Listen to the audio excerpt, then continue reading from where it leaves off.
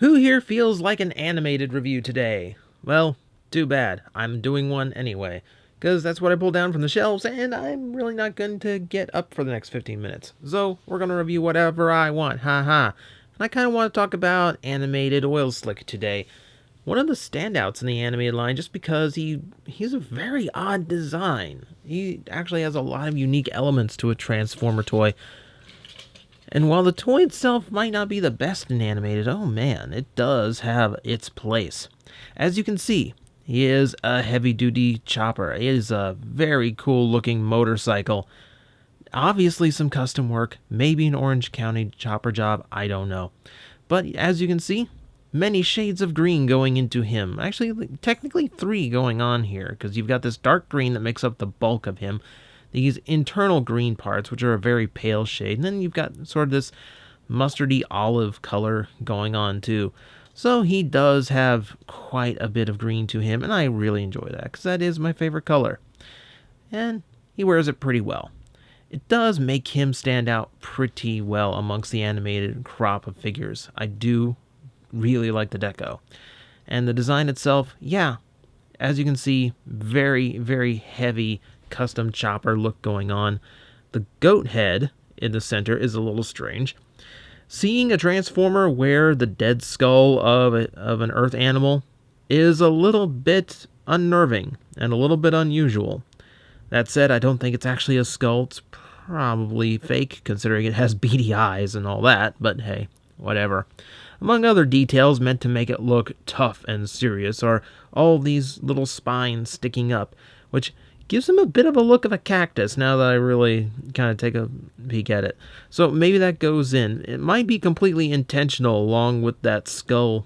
You know, this could be something that's just cruising through Death Valley. Just, I don't know, I'm making stuff up now. I'm trying to get through. I'm trying to look at this spiked up vehicle and not mention Mad Max. That's pretty much all my comedic brain is thinking right now. Don't go the obvious route. But I do enjoy the figure as is. You can see the seat painted in black, so there's probably some action figures that could probably sit there and look fairly comfortable. You do have a dash painted in as well with gauges and a gas cap, such. The handles are painted black as well, and those are on very soft plastic to prevent any kind of breakage from dropping. And while we're at it, yeah, the goat horns as well, also in soft plastic. This is not always a bad thing, as yes, it does mean it's not as solid. It also means you're not going to break it if you drop it. So there you go. Round to the back, we have something else, another weird shade of color that kind of leans toward the green in this metallic hue. Now you can see it elsewhere. I mean, there's a little bit of mesh pattern going on through some of the details, and it's painted in that same metallic. But here's where we're going to actually get to really see the color of it. Kind of gold, kind of greenish, kind of a dirty gold, I would call it that. Let's call it that. But it works as a couple of exhausts.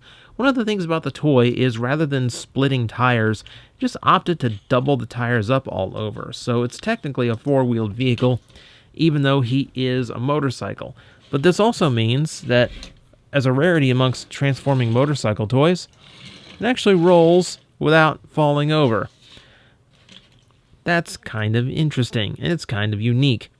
There's also a few other details you've probably noticed. The barrels on the side, which look to be replacing saddlebags. I'm not entirely sure what he would normally carry in here if this really was a vehicle, but it does. They do come off if you want to clean up the look a little bit and put these more down to the side. That's completely doable. And I have not mentioned, but I should mention my favorite design detail here. Ooh, I really like this little wing look going across the side. Very cool. One thing, I do kind of wish there was some semblance of an engine block around here. We have something down here that resembles more of the oil can, but no actual engine, which I guess on a Transformer is not needed, but hey, it's also the future of Detroit, so who knows, the engine might be in there and it's just too small and efficient for me to notice. Probably not, but let's roll with it for now. Let's get him transformed, shall we? So we can actually see what the robot mode is all about. And we're going to start by getting the legs stretched out and expanded. I'm going to go ahead and fold these to the back. Oh, come on. You should. Okay, we're going to stick with that then. I'm up here now. Cracking all of this open here again. This goat head has to go first. Goat head unpegs. Hinges off to the side like so. Shoulders form up by spreading open the front end of the vehicle, and it all collapses and pegs in as such. All this rotates down. We can adjust the handlebars to get them out of the way if you want, but they're really doing no harm no matter where they are. We do have to get the goat head over there. Over here on the sides, the hands are completely folded in, so we have to unfold the fingers and the thumbs separately, like so. And then to get the head, crack open the back. You see it all folded up inside there. Flip it up. Pretty standard stuff for a Transformer, really. And just like that, we have animated Oil Slick in his full robot mode. You can see he's got some major height on him. Like, do I have a size comparison handy? Well, I usually have a soda can around, so hey.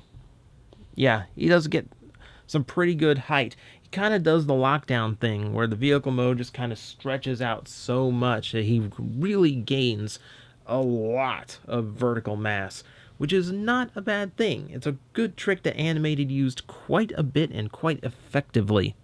We'll get a close-up of the head, which again, there is such uniqueness here. This is where you can kind of tell the Derek J. Wyatt style. If you see Ben 10, this kind of reminds me of something you'd see in that show. But as you can tell, the dome head extremely unique amongst Transformers, and inside a fully detailed and painted head that leans more toward the organic, which is kind of interesting. He's got kind of a Brainiac thing going on with 3 big screws in his head too. It's interesting. It definitely is one of the standout designs in Animated because, man, look at that. I can't remember the last time I saw a Transformer with a dome head. It's interesting. It's cool. Man, they should have reused this toy for something. So as we can see here, we've got more of that olive color going through the toy now. We can see some more exposed in the hips and the body itself, the thumbs, of course, as well. Though pretty much all of the vehicle mode bits have become robot mode bits. And that's really how I enjoy Transformers, rather than hiding the robot inside of shells and component pieces that just hang off.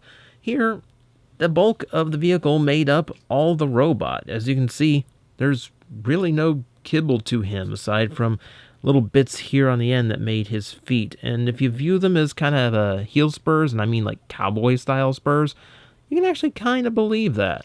So that actually kind of works in this really weird offhanded way. Hang on. Yeah, I'm adjusting the toes a little bit so he balances better. So yeah, as we can see here, very thin, very svelte. A lot of Animated toys ended up going with this aesthetic. It's not a bad thing, and it kind of gives him a creepy vibe, which he has one all the way through.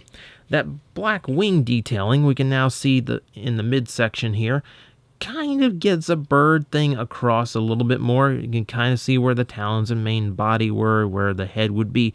I guess this is supposed to be laser beak, if you want to equate it. It does create this interesting body tattoo look, like a big tough biker would have, which is kind of the aesthetic that he was going for, I assume anyway.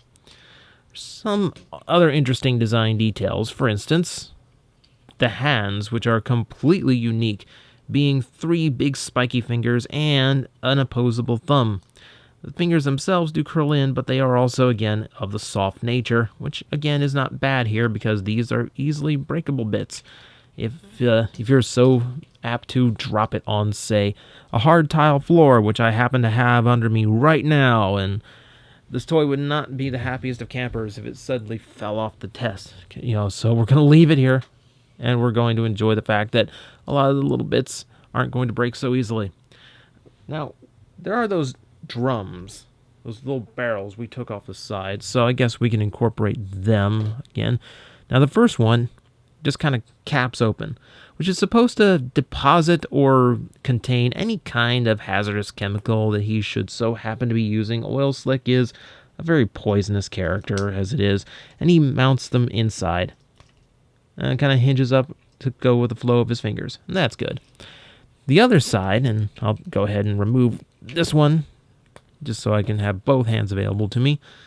This is the more interesting one, because opening it up happens in the middle, and there is this long chain of plastic inside. Not terribly long, but long enough to get across that this is some kind of flail mace weapon thing.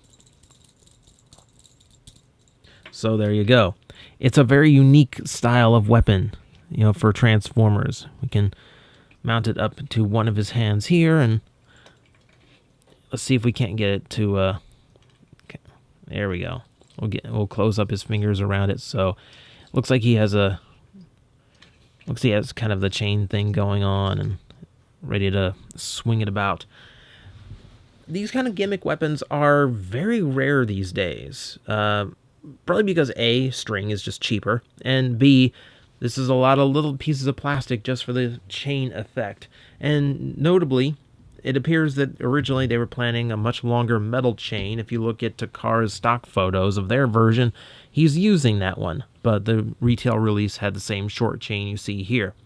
The thing I don't like about flail weapons like this on a toy is it's very hard to have them in mid-action pose, because they just kind of hang there. There really isn't any way of depicting it with any kind of action or swing going on. And he kind of mounts his kind of weird because he's holding it all the way on the back of his palm. I kind of wish this flipped around and could be used the opposite direction like the chain came out here, but that's a little bit asking a little bit much. By the way, nothing will make you feel quite as dumb as trying to get this thing back together, because it only goes one way and it's got this like weird kind of jigsaw puzzle thing going on to make sure it only goes on in one direction. So that's a little bit frustrating if you're not used to it. All right, so we looked at the weapon, we looked at the parts and the details. What else can we do? Oh yeah, articulation. So we do have a head that rotates all the way around. The dome and the head rotate together, so that's a good touch. And there's a hinge, so it has a back and forth movement to it as well. The shoulders themselves are ball jointed. They do feel very restricted though. A lot of the parts made up for the handlebars are kind of getting in the way of the top of the shoulder here. You can unsocket some of the articulation or some of the transformation parts and get that wider range, but it does leave it a little bit floaty looking. But at least you do have the option. You can get some extra range out of it. The elbow's to the 90 degrees, and it goes inward as well if you want it. There's no bicep rotation, unfortunately. We talked about the hands. Thumb itself is on a ball socket, and the fingers do hinge all the way through. No waste. The thighs themselves, good range. Mine are a little bit on the loose side, but it hasn't hurt him in any posability so far, and they do have a thigh swivel to them as well. The knees are part of transformation, which gives them a very rare 180-degree bend, which is exceptionally good. The feet also do rock back and forth, and though paint stuck, the foot here, the front, does have a little bit of motion to it, so you can flatten his foot out a little bit and get him a little bit more flat-footed, so he's more stable in his poses. That's a nice thing. So all in all, not bad articulation. Animated has numerous toys doing it better. I think the big downside to him being the shoulders being obstructed. That's one of the big things about the toy. There are ways of working around it, but they don't quite work as well as just open ball joints would. Oh well, it is what it is. So that is Oil Slick, and as a unique character in Animated, one of Animated's originals, as in not anything based on the old characters, he does quite an exceptional job of making a mark in Transformers. I'm kind of upset to see this character wasn't one of the ones to make it out of Animated the way Bulkhead and Lockdown did, because I'd love to see other takes on this style of design. The dome head, the biker look, it all strikes out very unique amongst Transformers, and I really want to see what else they could do with designs like this, because it's it's such a standout, and when it's done this well the first time, it shouldn't be a standout. It should be the first of a new generation of biker Decepticons, or biker Autobots. Why not?